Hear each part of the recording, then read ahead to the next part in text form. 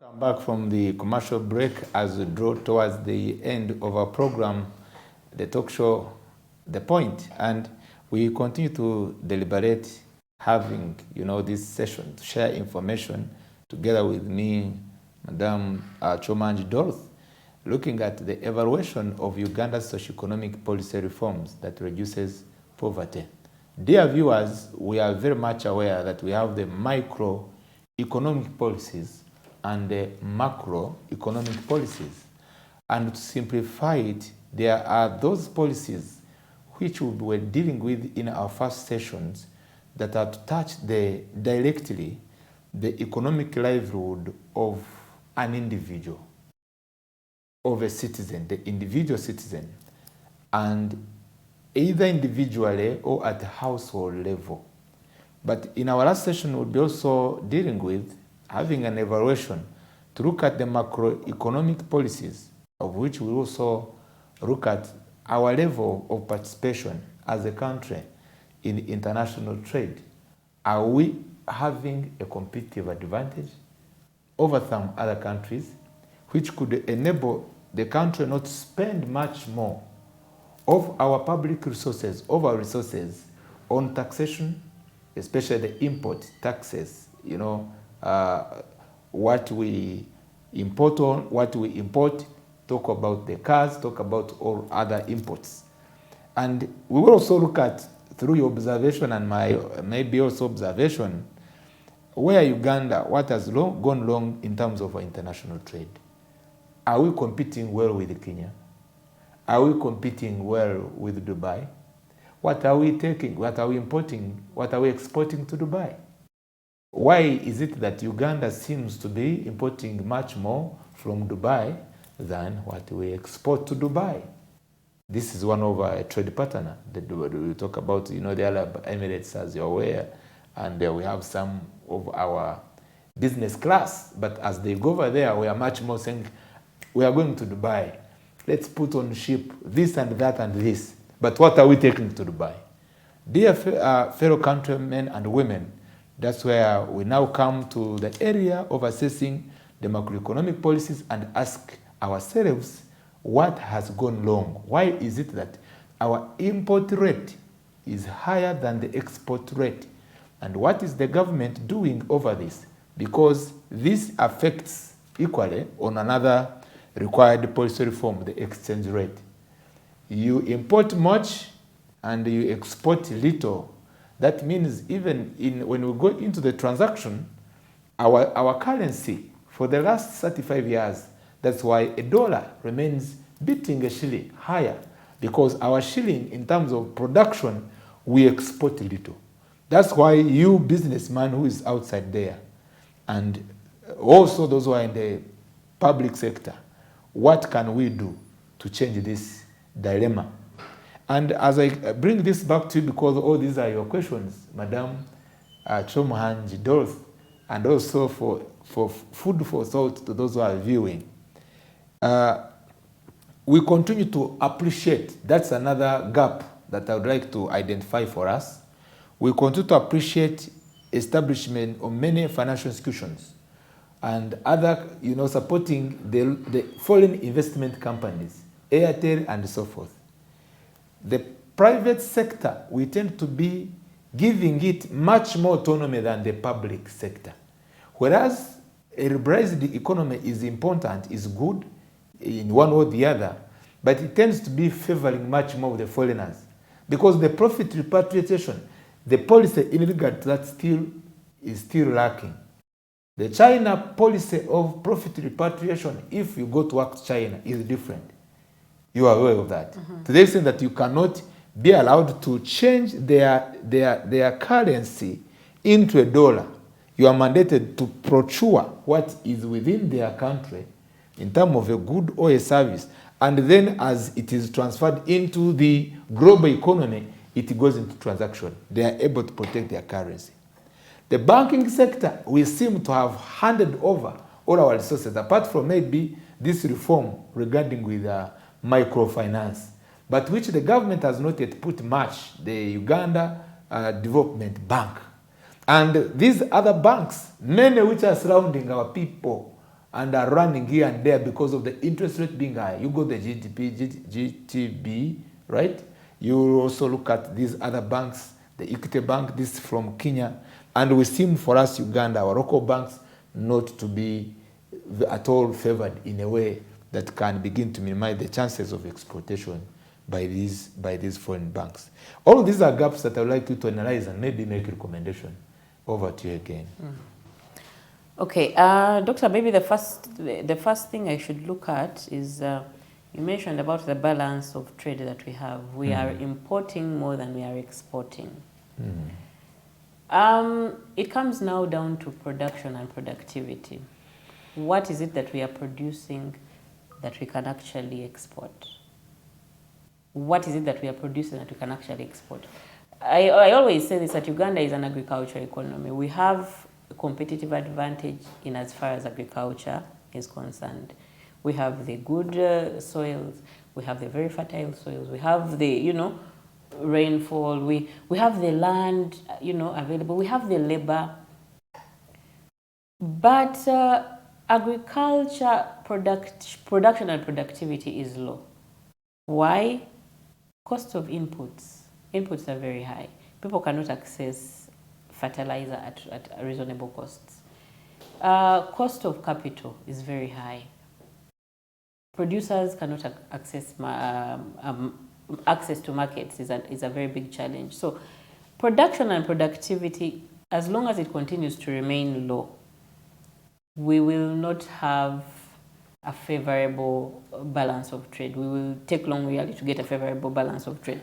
So the issue should be really in boosting production and productivity. How should it be done? One, to recommend. I always advocate for an agricultural bank. Interest rates are so high. The commercial rates are so high. We're borrowing at 25%, 20%, 18%. If we had an agricultural bank, we could really, even if it's just trading, we would really, it is impossible to compete with such unfavorable interest rates. Then, we need cooperative movement. Of course, the cooperative movement has been talked about. Now, the issue is really implementation. The cooperatives are formed, but implementing and making sure that these cooperatives are actually working the way they're supposed to. Boost these, these producer groups, boost their capacity, train them to improve their production and productivity, support them with the inputs in that cooperative move. And that is why I say PDM is actually a very good policy. The Parish Development Board has the capacity to work. The issue is the implementation, of course, and the resources. It is a good one, but if it is really done the right way, it would be able to change a lot of the fortunes. So that is one regarding the balance of trade, that we can close it. Yes. Then secondly, the access to markets. You will agree with me that... Is it connected to the exchange, right? Absolutely. They all work together, because you see, if we are importing more, if we are importing more than we are exporting, we are washing down our currency. Because the dollar is, of course, stronger. You're buying. We are buying more dollars. You're spending more Uganda shillings to buy. Madam, you are from the asset management consult. Yes. There is a challenge we are facing as a country, and personally, I just landed on this challenge, and I don't think it should stay like this. There are owners of residential buildings here in Kampala. Some, especially this side of Naguru, this one, the popular one. The popular one is which one? No, the popular one here near Kiachai. After Kansanga, the top there. Mienga? Yes, I was recalling the name, Mienga. And some other places. A Ugandan is putting on a rate and say, I'm going to rent your house, but you will pay me in dollars. My house is at a cost of $1,000. And these are Ugandans who are changing this, and it looks to be those who are concerned with what is happening. I do believe it's unpatriotic. How do you ask Ugandans? Of course, this is a property right, but the property right, I believe we also have our law. the transaction in the country, it should be in our currency, because in itself it does not protect the consumers. That is something which is very important, and it will continue to undermine our shilling, because even those who are having houses built on Ugandan land are hiring the nationals in a dollar currency. What is your take on that, and what do you think should be done? Since you are our good consult in assets and management, why should it be like that? It is painful for me. Of course it is, it is a matter because of it is concern. related with this what we are talking about, exchange rate reform. Of course it's a matter of concern. But then again, you have to consider that this is, a free economy. Which allows exploitation. Which unfortunately, you will not dictate the currency under which somebody has built his very nice apartment. Educate me better. What should be done in a free economy and what should not be done? Because of course, it's very exploitative. It's very exploitative because these are very expensive, these are very expensive ventures. Of course, to construct, maybe he borrowed the money in dollars and he wants to. But the issue is $1,000, even if you convert it to Uganda shillings. $2,000, others $1,500. Even if you convert it, the issue is, if you convert it to Uganda shillings, is it really worth the property you're renting out? I think that would be more of the concern. If the market rate of the area is, say, 1 million shillings, and somebody comes and says $1,000, that is where now the exploitation comes. Let me come to Although we might not have, the capacity or the mandate to tell them that, why are you charging $1,000? That is for him the value he has. You see, Madam Consultant, my concern before I go to step 2, you are taking me to, the first is in regard to the policy. We are saying that the exchange rate reform, we should ensure that our currency is empowered. You mentioned productivity. Yes. And we talked about also minimizing the expenditure which goes to via a transaction of foreign currency. Yes. Via a transaction of foreign currency. And we empower Shin to also say, and I gave you an example of how, if you are getting anything, procuring, doing a transaction in China, you cannot first bring in your dollar. You use their currency to buy something that you believe you can transact in the process and then give you something else. So that the currency, the profits that you have earned, whether through salary, is again going into the production sector. If maybe you are getting $1, you'll first exchange it back to their what? To their currency. To their currency. And if you want to exchange it elsewhere, you will do it when it has already gained value, you do it elsewhere. Okay? So now the issue at hand in a management, in asset management here in this city, where a Ugandan, you have built a house, okay, in Ugandan shillings, but finally, when you are charging in a dollar currency. And my concern is the policy that is regarding to regulate a liberalized economy, so much free to that level, to ensure that you grant an opportunity of undermining our currency and promoting a foreign currency. Is that acceptable? No, absolutely. It's not ideal. It's not ideal. I'll give you an example. In the United Arab Emirates, the government has capped that, say, in Kololo, you should not charge beyond X amount of money. In Muyenga, you should not charge beyond X amount of money. It is a policy that they have. There's a policy in place. Yes, okay. You are not allowed to charge above a certain threshold, of, say, rentals and whatever. Well, we need the information about that. Yes. So yes, these are some of the policies. Really, we need also to benchmark. If it's benchmarking is done, the policymakers really should benchmark as much as possible and suggest, suggest policy reforms that will actually tackle some of these problems. Yes, yes. You're still handling the last part of it, which is the rating with the infrastructure. I had also, yes, I talked about production and productivity, as well as market access. We agree that the more organized we are as a country, the more organized we are to group, to group produce, to bulk produce in form of cooperatives, the better we shall be at actually delivering continuous supply. Okay, the countries that have really made it, in export trade, they've really mastered the art of bulking. Quality is very good. They are taking care of the quality and they are taking care of bulking so that there is consistent supply. And really, if we can see in the gold trade, we are doing well. Gold is our number one export. Madam Choma, you have brought gold is our number one export in this country. Okay, I will comment on that. So if we can replicate the model, and maybe get our producers together. Also participating not in at all. Absolutely not.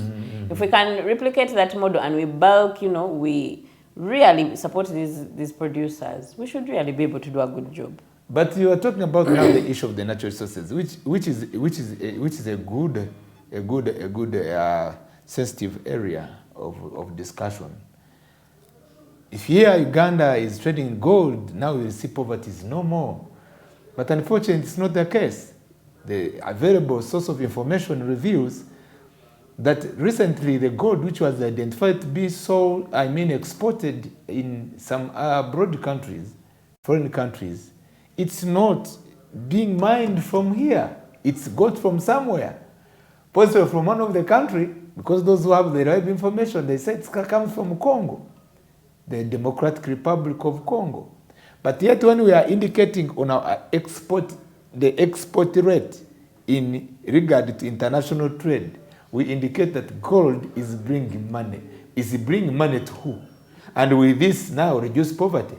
Because Uganda, the challenge that we would like to see us solving in this fight against poverty is by deliberately having our people, not for survival under a capitalistic economy, and which is mixed with a liberalized economy, and will remain lacking a balance.